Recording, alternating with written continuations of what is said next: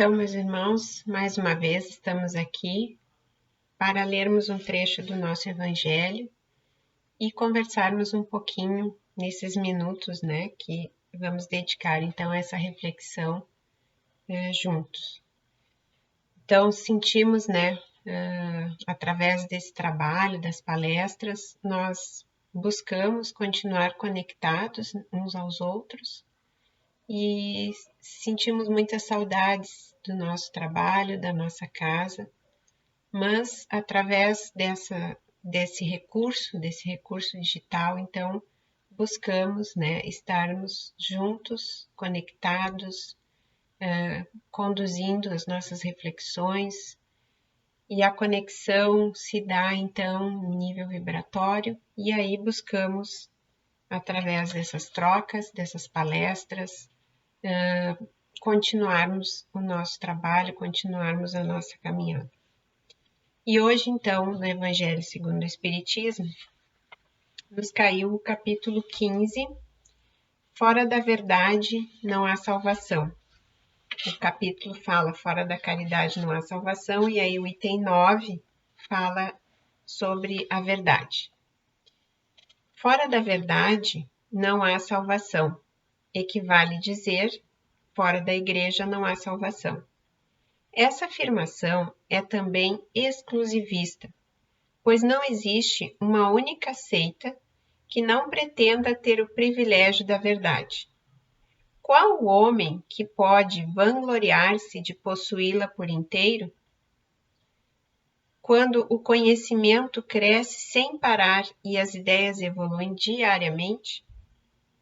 A verdade absoluta é acessível somente aos espíritos de ordem superior, e a humanidade terrena não pode pretendê-la, porque não lhe é permitido saber tudo. Ela pode apenas conhecer uma verdade relativa e proporcional ao seu adiantamento. Se a posse da verdade absoluta fosse a condição única para a felicidade futura, Deus teria estabelecido uma sentença de exclusão geral, pois ninguém a consegue atingir, ao passo que a caridade, até mesmo no seu sentido mais amplo, pode ser praticada por todos. O Espiritismo, de acordo com o Evangelho, entende que todos podem ser salvos, independentemente da crença que possuam, desde que observem a lei de Deus.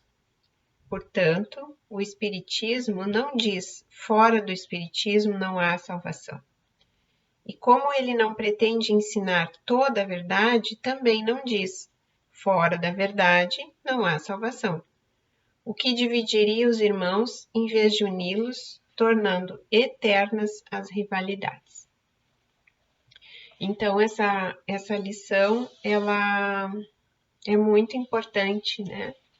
Porque em vários momentos nós observamos, ao longo da história da humanidade, muitos processos de segregação, de lutas, de separação, em função de crenças de grupos que se diziam donos de verdades, donos de crenças que acreditavam ser as corretas, né?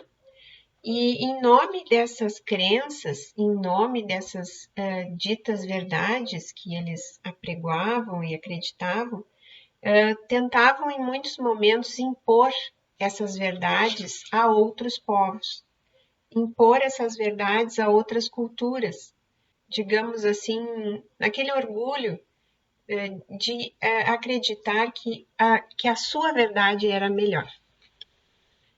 E aí nós vimos, por exemplo, né, na história da humanidade, as guerras que se sucederam, principalmente na Idade Média, onde nós tivemos a crença, né, daquele período em que os povos, que seriam os povos que estariam fora da crença cristã, deveriam ser a qualquer custo conquistados e convertidos, né, ou eliminados, e aí nós vimos as cruzadas provocaram um derramamento de sangue e um terror que muitos espíritos atravessam ainda eras resgatando aqueles karmas que se criaram em função das barbáries que foram cometidas naquele período. Nós temos livros, né, de Divaldo que nos contam, né, esses comprometimentos kármicos que se criaram em função de que havia uma crença de que um determinado grupo, né, tinha a verdade e essa verdade deveria ser imposta para outro grupo.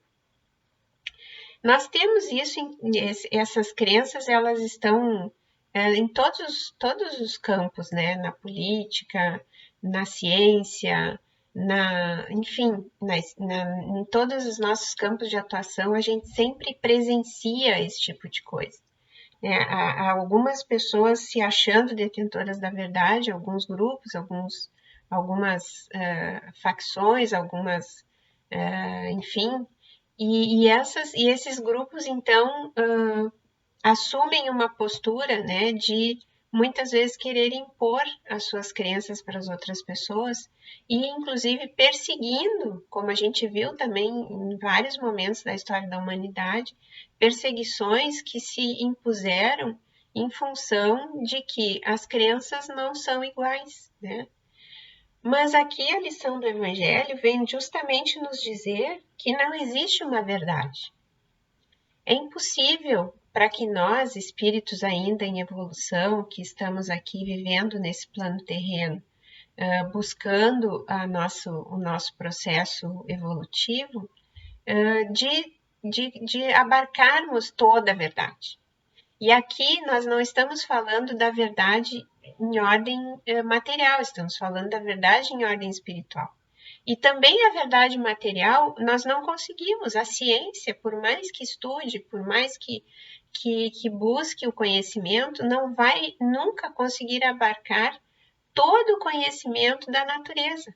Porque nós podemos, na nossa trajetória aqui no plano terreno, estudarmos incansavelmente os fenômenos da natureza e esgotarmos, digamos assim, né, numa hipótese, os conhecimentos aqui.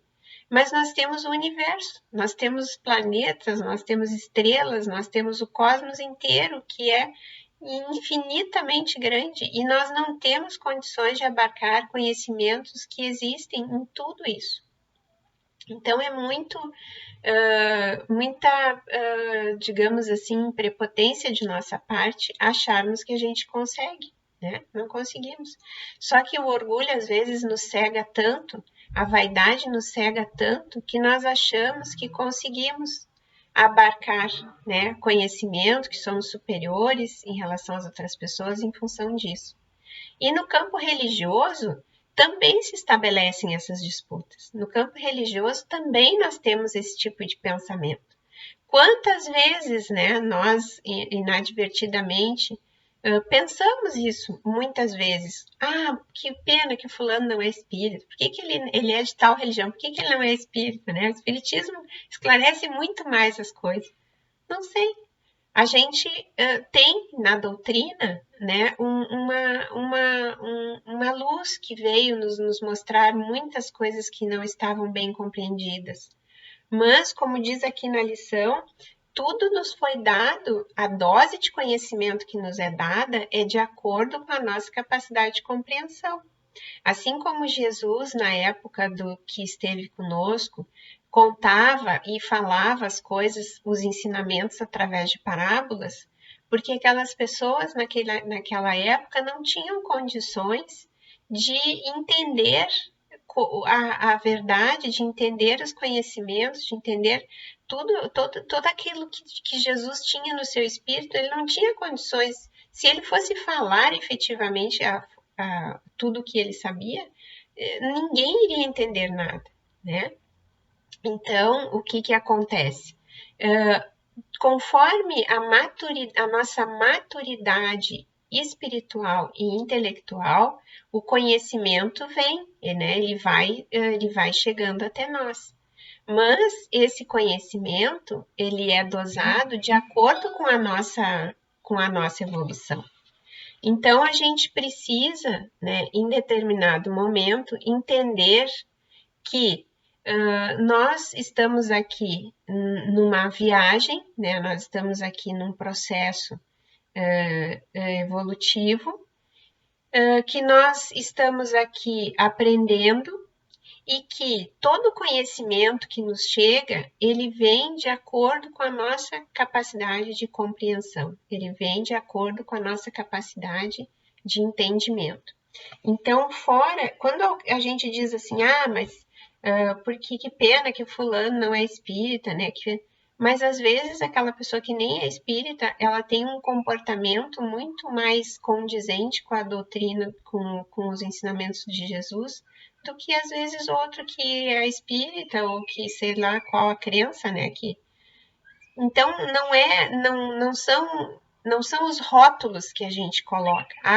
Fulano é espírita, fulano é católico, não é isso que nos dá condições de uma evolução espiritual maior, né? O que nos dá condição de uma evolução espiritual maior é como que nós usamos, né, esses conhecimentos, como que nós praticamos essa doutrina do Cristo, como que nós nos comportamos no nosso cotidiano, como que nós aceitamos as coisas que nos vêm, como é que a gente olha o nosso irmão, como é que a gente pensa, como é que nós controlamos os nossos sentimentos, nossos pensamentos, o que nós estamos emanando para o mundo, o que a gente está contribuindo, né, de forma positiva para o mundo que nos rodeia, e aquela máxima que o Cristo trouxe, né, amai-vos uns aos outros, assim como eu vos amei, amar a Deus sobre todas as coisas, e este amor, né, ele precisa ser posto em prática. E se nós não colocamos em prática, se nós não somos autênticos, não adianta a gente falar, não adianta a gente pregar, né, determinadas crenças. Nós não podemos fazer as coisas somente para fora, né? Nós temos que construir as coisas dentro, porque é isso que vai nos dar autoridade moral para nós conseguirmos realmente evoluir espiritualmente, né? A nossa fé, os rótulos que a humanidade criou, fulano é do grupo A, ciclano é do grupo B, Beltrano é isso, é aquilo, é de tal religião, de tal grupo social. Isso aí são identificadores que a gente coloca, mas que dependendo da forma que a gente lida com isso, eles só servem para nos segregar e nos separar, né? Então, o que a lição vem nos dizer, né? Que não há verdade absoluta, que nós não temos nenhum grupo que detenha uma verdade, né? Nós temos o Jesus como modelo e guia, que é isso que está lá no Livro dos Espíritos, se eles tivessem que apontar, né, quem seria o nosso modelo e guia, lá está dito Jesus. Então, o que Jesus veio nos trazer, e Jesus não assumiu nenhum rótulo, eu sou do grupo tal, eu sou do... Não, ele era um ser do mundo, ele era um ser de todos. Ele buscava as pessoas mais miseráveis, e ele conversava, e ele atendia, e ele ajudava, e ele também ia com os doutores da lei, e também dialogava com eles, então ele circulava por todos os grupos. Obviamente, ele não era aceitado, né? Não era aceito por todos os grupos. Alguns grupos compreendiam melhor a sua fala e outros não, tal como acontece hoje. Nós temos alguns pensamentos que circulam bem em alguns grupos e outros não. Mas Jesus, ele era do mundo, ele era de todos. Ele não escolhia, né, a quem falar e a quem se dirigir, ele tinha uma postura igual com todos. Então, mas mesmo assim, né, mesmo com ele sendo o ser mais iluminado e o nosso modelo, ele não se colocava, né, como dono da verdade. Ele dizia que bom era o meu Pai que estava nos céus, que era Deus, e que somente Deus tem essa verdade absoluta. E quem vai, na medida que nós evoluímos espiritualmente e que nós vamos ascendendo jornada espiritual, nós vamos desvendando aos poucos essas verdades, porque nós não aguentaríamos, nós não entenderíamos, a nossa mente, a nossa capacidade intelectual, espiritual ainda é muito limitada. Então, existe muito conhecimento, existe muita coisa, muito, que nós não temos nem ideia, que nós ainda temos uma longa jornada de escalada espiritual para entendermos e assimilarmos esse conhecimento. Então, não há verdade, não há. Existe um conhecimento prévio que nós estamos nos apropriando dele e que aos pouquinhos, né, esse conhecimento nós vamos assimilando. Mas ninguém é dono da verdade, ninguém é melhor do que ninguém é detentor, né, de um conhecimento absoluto que é acima de qualquer um. E isso é muito delicado a gente se colocar nessa postura, porque às vezes as pessoas acham, né, que ter um saber acadêmico da doutrina pode nos colocar num patamar acima, né? E aí, de novo, nós somos mente e coração, nós somos intelecto e sentimentos, nós somos as duas coisas.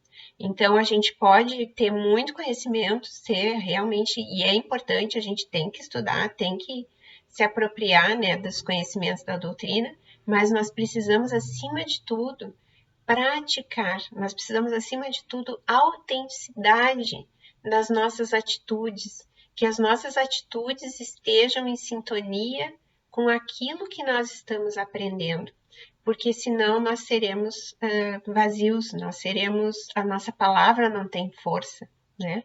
E isso a gente sente muito quando nós estamos principalmente no trabalho, né? No trabalho espiritual, que agora momentaneamente a gente não está, né, conseguindo fazê-lo presencialmente, mas é muito importante no momento que nós estamos nesse trabalho, ou enfim, qualquer outro lugar em que nós estejamos, que essa autenticidade nos nossos sentimentos e nos nossos pensamentos, ela seja construída sempre e buscada sempre.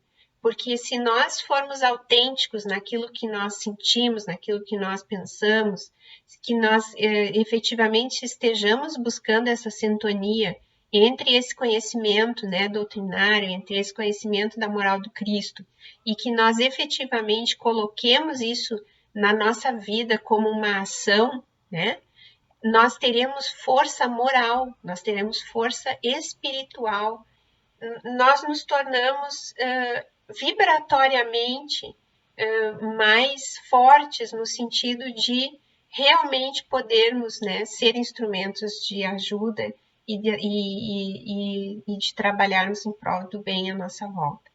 Então, as nossas palavras não podem ser vazias, elas precisam ser vibratoriamente fortes, e elas serão fortes, os nossos pensamentos e as nossas palavras, se nós formos efetivamente autênticos, se nós efetivamente vivermos aquilo que acreditamos e que pregamos.